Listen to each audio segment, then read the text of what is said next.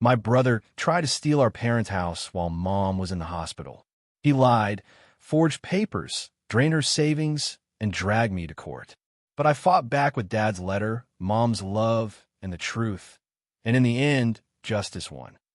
I never thought I'd say this out loud, but my own brother tried to steal our parents' house while Mom was lying in the hospital fighting for her life. You heard me right. The man I grew up with, the boy who once shared toys with me in a backyard, was secretly making calls to a lawyer, trying to get the deed changed behind everyone's back. When I found out, I felt like the floor under me disappeared. And the worst part? He swore that I was the selfish one. My name is Linda. I'm 62 years old, and I live in a small town in Ohio. I've always been close to my parents. Dad passed away 10 years ago. God rest his soul. And since then, Mom became the center of our family. She's 85 now, fragile, but still sharp and proud. I visit her almost every day, bringing groceries, helping with laundry, making sure her medications are lined up. My younger brother, Tom, is 58. Let's just say Tom has always been different.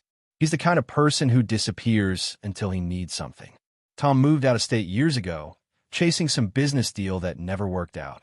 He's been broke more times than I can count, but Mom never stopped bailing him out. She'd send him money, pay his rent when he was behind, even gave him her old car. Meanwhile, I was the one physically here, doing the heavy lifting, keeping the house running. Things took a turn last winter. Mom fell and broke her hip. It was bad. She needed surgery, rehab, the whole 9 yards. I stayed with her at the hospital every single night, sleeping in that awful chair by her bed. I spoon-fed her soup, washed her hair when the nurses didn't have time, and kept her spirits up when she wanted to give up. Tom, of course, didn't show up for the surgery. He called once, said flights were too expensive. But 2 weeks later, when he finally appeared, dragging a suitcase into the hospital room like some kind of hero, I should have trusted my gut. He hugged Mom, kissed her on the cheek, and then immediately started talking about the future. He said, "Mom, you need to think about what happens if you can't live at home anymore. Maybe it's time to transfer the house to me so I can manage things." I froze. I thought I misheard him.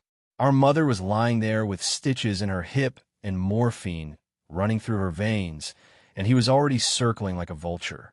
Mom laughed it off and said, "Oh, Tommy, let me just get better first." But I saw the way he looked at me. It was like he thought he had already won. From that day, things got strange. He started whispering to Mom when I left the room, walking her through papers on his phone, saying things like, "It's just practical, Mom. Linda's too busy, but I can handle it all." Too busy? I was the one who hadn't slept in weeks. One afternoon, I came in with groceries, and there he was, sitting at the kitchen table with a notary stamp and a thick folder. My heart nearly stopped. I asked, "What is this?" He smiled and said, "Relax, sis. I'm just helping Mom organize her will." I turned to Mom, and she looked confused, almost scared. She said, "He told me it was just some medical form." I grabbed the folder and skimmed through it, and my blood boiled. It wasn't a medical form. It was a quitclaim deed, transferring the house entirely to Tom. I slammed it shut and said, "Absolutely not. Mom, don't sign this." Tom exploded. He shouted, "You're just jealous. You think you deserve everything because you live close by. I'm her son, too." It got uglier from there. Tom started accusing me of brainwashing Mom, of trying to cut him out of the inheritance. He told relatives that I was hoarding her money, even though I had been paying for half her bills from my own pocket. He even hinted that I might put Mom in a nursing home just to grab the house. Can you imagine? After everything I did, every sleepless night, he painted me as the villain. The real kicker came when I found out he had already hired a lawyer. Apparently, he had convinced Mom to sign a power of attorney while I was at work one day. She admitted she didn't even know what she signed.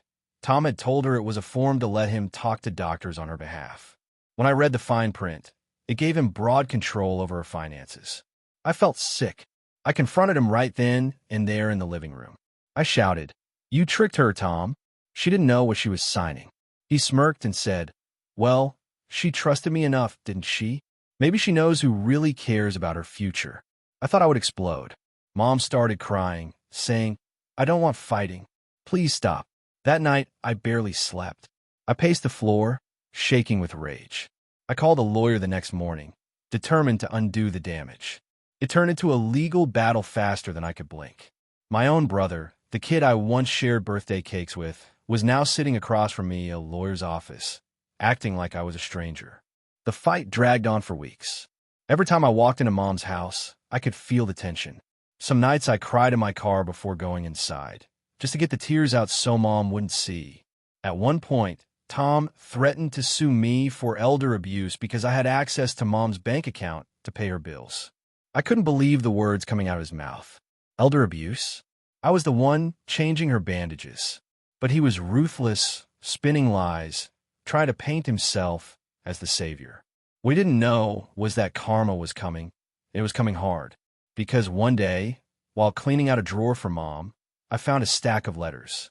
Old letters from Dad, written before he died. In one of them, Dad had clearly spelled out what he wanted. The house was to go to me, because I was the one who promised to care for Mom. He wrote, "Linda, this home should stay with you. You are the one keeping it alive." My hands trembled as I read those words. For the first time in weeks, I felt hope. That letter was going to change everything. And that's when the real showdown began. I sat at the kitchen table holding that letter from Dad, my hands shaking, my eyes burning with tears. It felt like he was speaking to me from beyond the grave, reminding me that I wasn't crazy, that I wasn't selfish, that what I was doing was right. I knew Tom would never believe it, and honestly, I didn't even care if he did.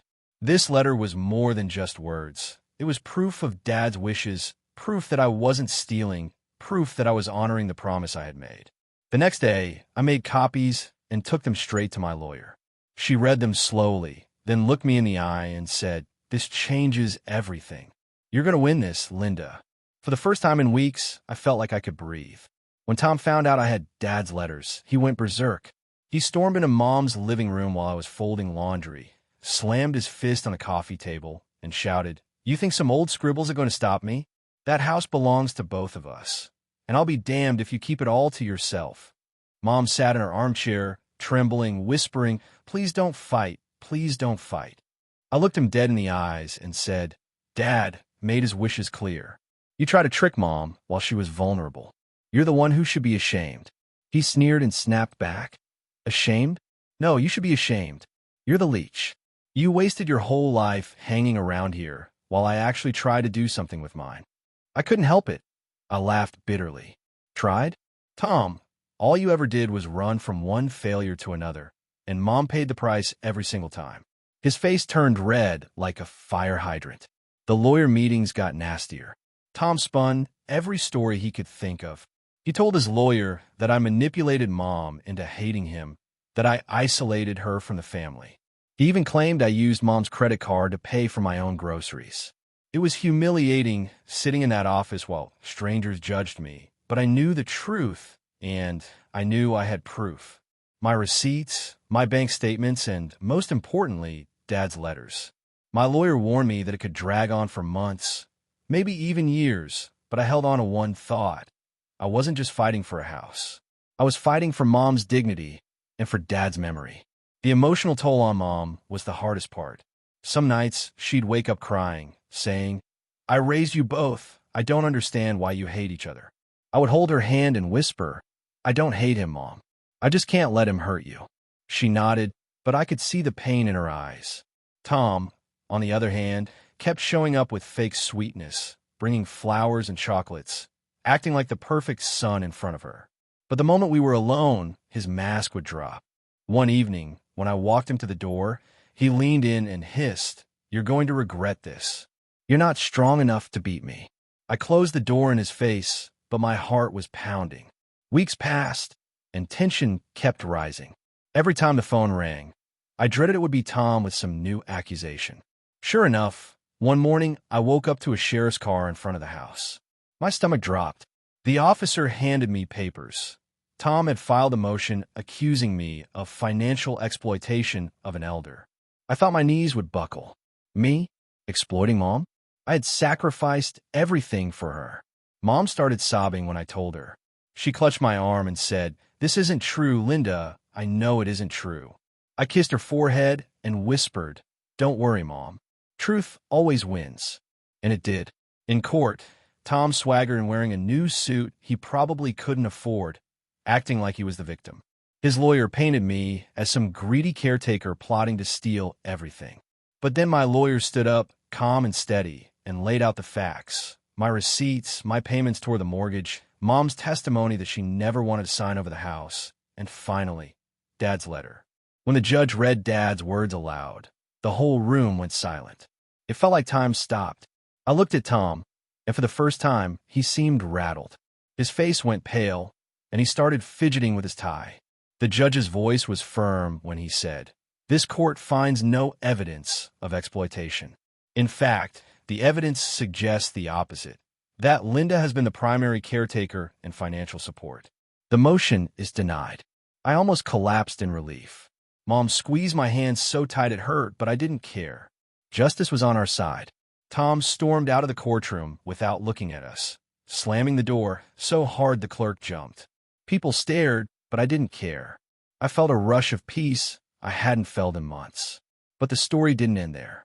Tom wasn't done. A week later, I got a call from one of our cousins.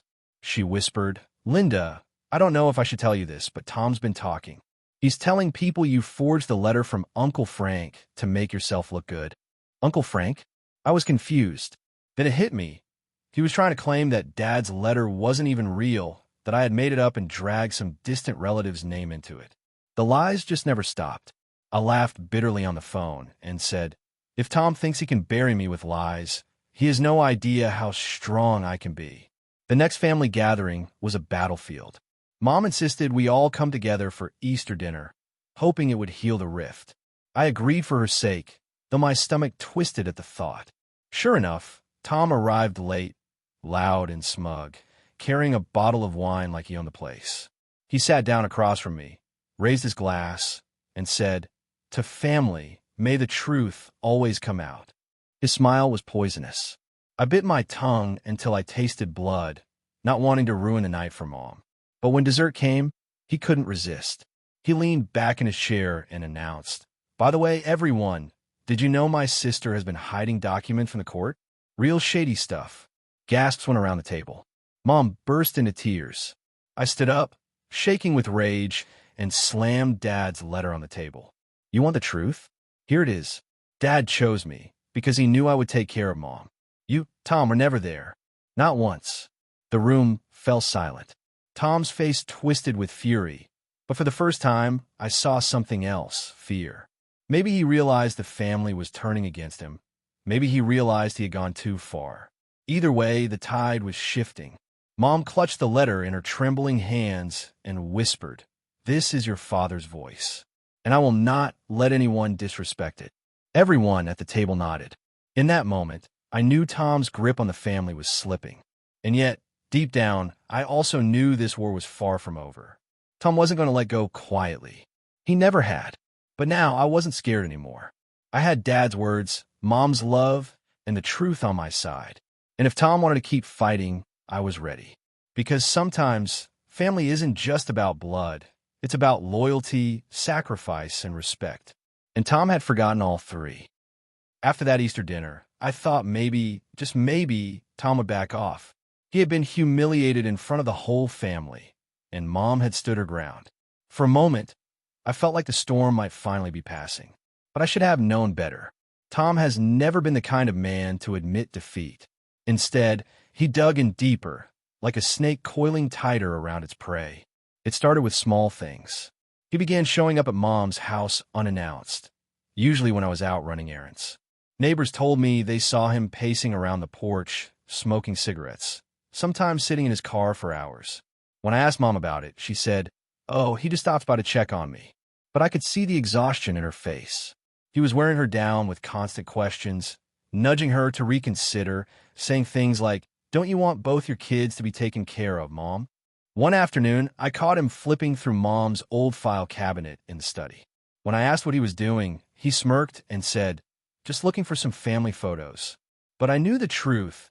He was hunting for documents, bank records, anything he could twist into a weapon. Then came the money. Mom's pension and savings weren't huge, but they were enough to keep her comfortable. Suddenly, withdrawals started appearing that neither she nor I recognized. I went straight to the bank, and sure enough, Tom had used that broad power of attorney. He tricked Mom into signing weeks earlier to access her accounts. I confronted him outside the bank, my voice shaking with fury. "You stole from her," I shouted. He shrugged, completely calm, and said, "It's not stealing. I'm entitled. She's my mother too." My fists clenched so hard my nails dug into my palms. "She needed that money for medical bills, Tom. For her care." He smirked and said, "Maybe if you weren't so desperate to keep her chained to this house, we wouldn't be in this mess." That night, Mom cried harder than I'd ever seen. She kept saying, "How could he? How could my own son do this?" I held her and whispered, "We'll fix it, Mom. I promise. He won't get away with it." But inside, I felt broken. Every time I thought I had stopped him, he found another way to strike. I barely slept, jumping at every sound, afraid he'd show up again with some new trick. Things got even worse when Mom's health began to decline. The stress of the fights, the court, the constant tension, it all took a toll. She grew weaker, sometimes too tired to eat, sometimes too confused to remember what day it was. Her doctor told me stress was making her recovery harder. I begged Tom to stop, begged him for Mom's sake. "If you love her at all, leave her in peace," I said. His response chilled me to the bone. He leaned close and whispered, "She won't be around forever. When she's gone, we'll see who the house really belongs to." That's when I realized the truth. He wasn't just trying to win Mom over. He was waiting her out. One night, after another exhausting day, I went through Mom's drawers to organize her medications. That's when I found a letter in her handwriting, tucked into an envelope with my name on it. My heart pounded as I opened it. In shaky script, she had written, "Linda, I know what Tom has done. Please don't let him take the house. Your father wanted you to have it, and so do I. You are the one who stayed, who cared, who sacrificed. This home is yours." Tears poured down my face as I read those words. It was like Mom was giving me her blessing, even before she was gone. I clutched that letter to my chest, knowing it might become the most important piece of evidence I had. But Tom wasn't slowing down. A week later, he showed up with movers. I'll never forget it. I came home from the grocery store to see a truck parked in front of the house, and two men carrying boxes from the garage. I ran inside, shouting, "What the hell is going on?" Tom was standing in the living room, directing them like a foreman. "Just grabbing some things Dad promised me," he said casually. "I lost it." "Promised you? Are you insane? You can't just take whatever you want." He smirked and pointed to a set of tools Dad had left in the basement. He said, "These were mine years ago." I blocked the doorway and shouted, "Put it all back. Now." The movers looked at each other nervously, clearly uncomfortable. Finally, one of them muttered, "We're not getting in the middle of this," and they left. Tom glared at me, his face twisted with rage, and said, "You can't guard this house forever." That night, I decided enough was enough. I called my lawyer and explained everything. Mom's new letter, the unauthorized bank withdrawals, the attempted theft. She listened carefully and said, "Linda, it's time to escalate. We're going to petition the court to revoke his power of attorney and file charges for financial abuse. This has gone far beyond a family dispute." Her words were a relief and a terror all at once. Taking legal action meant the war would go public, but I had no choice. Mom's health was crumbling, and Tom was only getting bolder. When Tom was served with the papers, he called me screaming, "You think you're so righteous, don't you? You've poisoned her against me. You've poisoned everyone against me. But when Mom dies, you'll see. The will won't save you. Nothing will." I hung up before he could finish. My hand was shaking so badly, I dropped the phone. But then I thought of Dad's letter. I thought of Mom's letter. And I realized I wasn't fighting alone. They were with me, even if Dad was gone and Mom was slipping away. The next court date was brutal. Tom showed up with a new lawyer, meaner and louder than the last. They accused me of hiding assets, of forging Mom's letter, of manipulating her fragile mind. My lawyer calmly countered with bank statements, medical records, and most importantly, Mom's own testimony. She was frail, but she looked the judge in the eye and said, "My daughter has never stolen from me. My son has hurt me more than I ever thought possible." The courtroom went silent. Tom's face turned ashen. He tried to interrupt, shouting, "She's confused. She doesn't know what she's saying." The judge slammed his gavel and snapped, "Enough."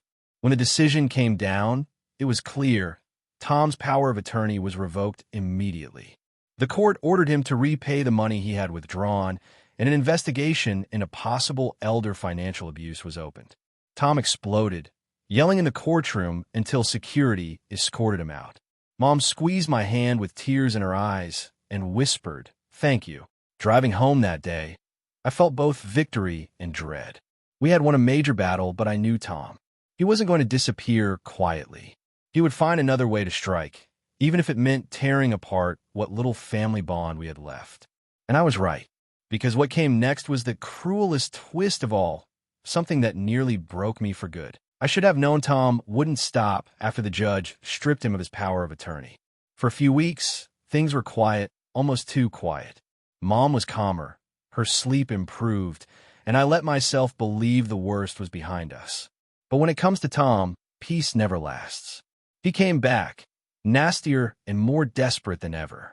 It started with phone calls in the middle of the night. At first, it was just heavy breathing, then a quick hang-up. Then came the insults. I'd answer the phone and hear his voice hissing. "You think you've won? You're pathetic. You got nothing without Mom." I'd slam the phone down, my heart racing. Some nights, he called Mom directly, telling her lies like, "Linda is plotting to put you in a nursing home," or "Linda will sell the house as soon as you're gone." Each time, Mom woke me up in tears, asking, "Is it true? Please tell me it's not true." And every time I held her hand and swore, "Mom, I will never abandon you. I will never sell this house. Not ever." Then came the cruelest twist. One afternoon, a social worker showed up at Mom's door. She explained she was there to investigate a report of elder neglect.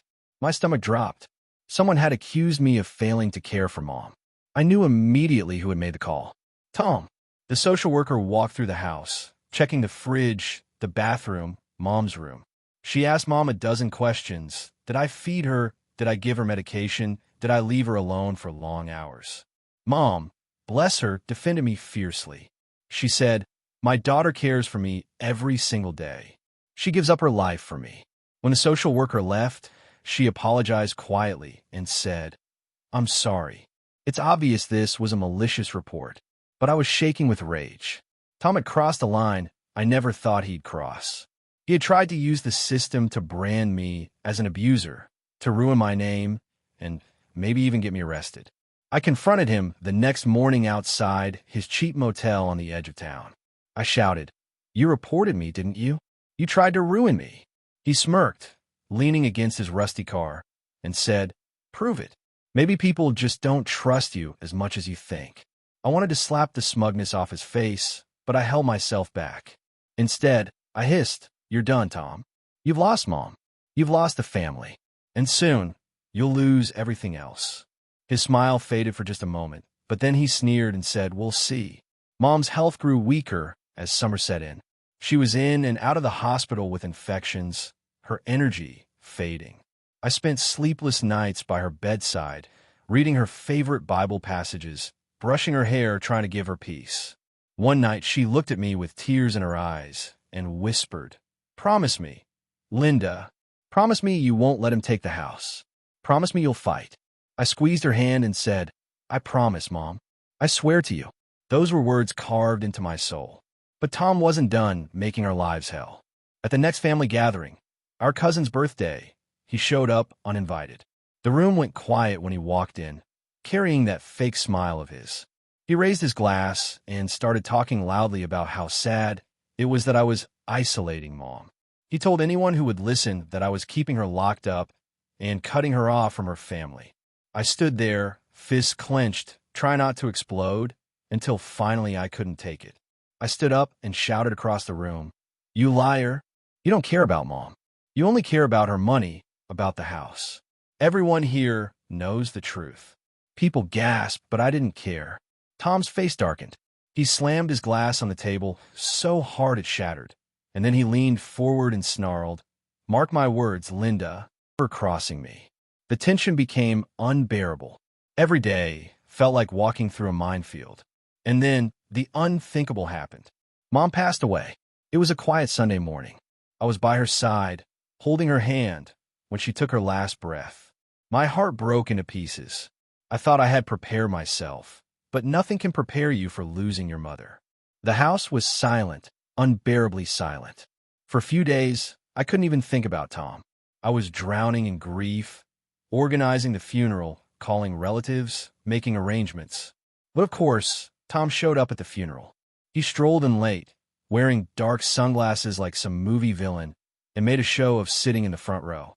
During the service, he even stood up and gave a speech about how much he loved Mom and how family was everything. I wanted to scream, but I bit my tongue. The funeral was for Mom, not for our war. Still, I noticed people whispering, rolling their eyes. They all knew his act was hollow. The very next day, Tom struck again. He filed paperwork contesting Mom's will. Even though Dad's letter and Mom's letter were clear, even though the judge had already sided with me, he demanded a new trial. He claimed Mom was incompetent when she wrote the letter, that I had coerced her, that the will was invalid. I sat there in the lawyer's office, staring at the papers in disbelief. I whispered, "He won't stop until he destroys me." My lawyer looked at me firmly and said, "Then we don't stop either." The new court battle was vicious. Tom shouted in the courtroom, called me names, accused me of being a fraud. At one point, he even lunged at me across the table before the bailiff pulled him back. The judge warned him that one more outburst, and he'd be held in contempt. But Tom didn't care. He was unraveling, desperate, cornered. He had nothing left to lose, and that made him dangerous.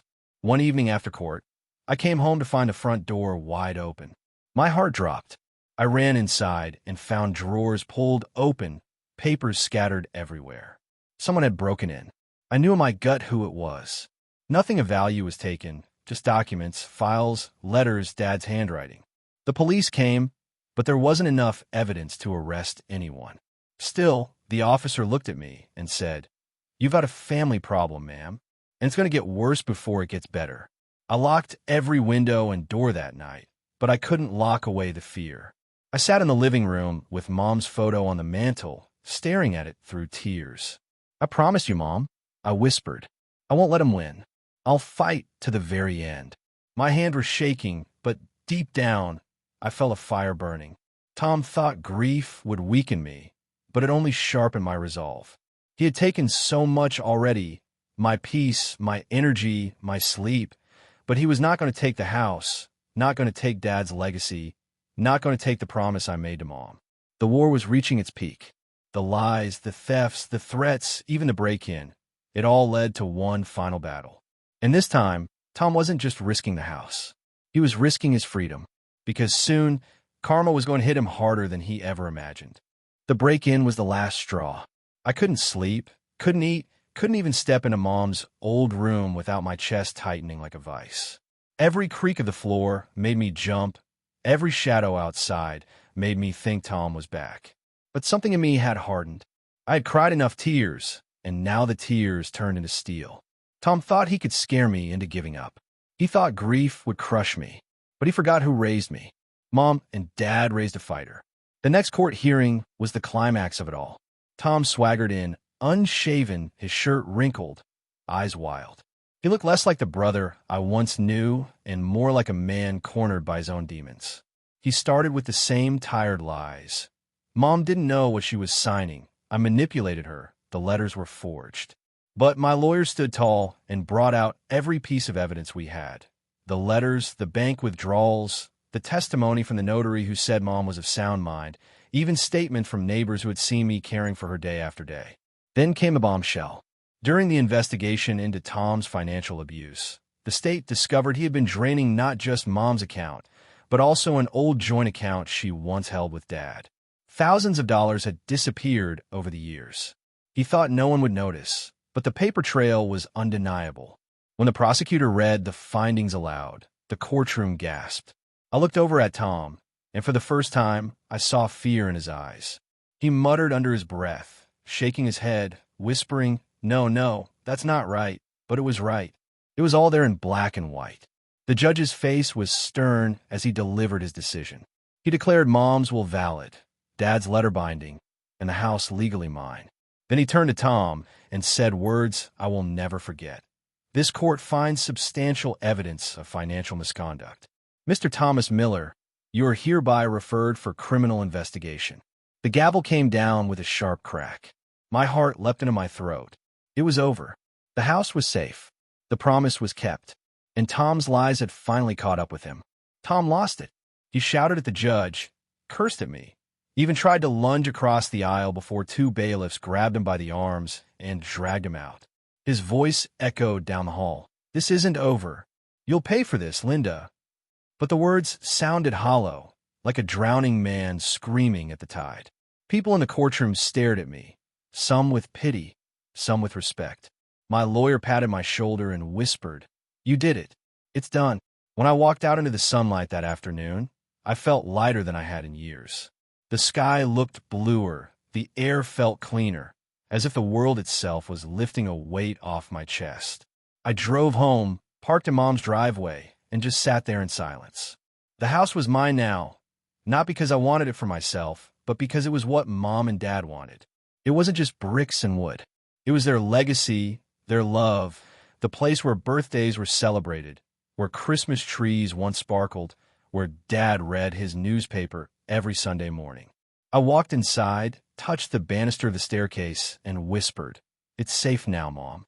I kept my promise. A few weeks later, I got the news that Tom had been officially charged with elder financial abuse and fraud. The same brother who tried to destroy me, who lied, stole, and schemed, was now facing trial of his own. Relatives called me, some in shock, some in relief.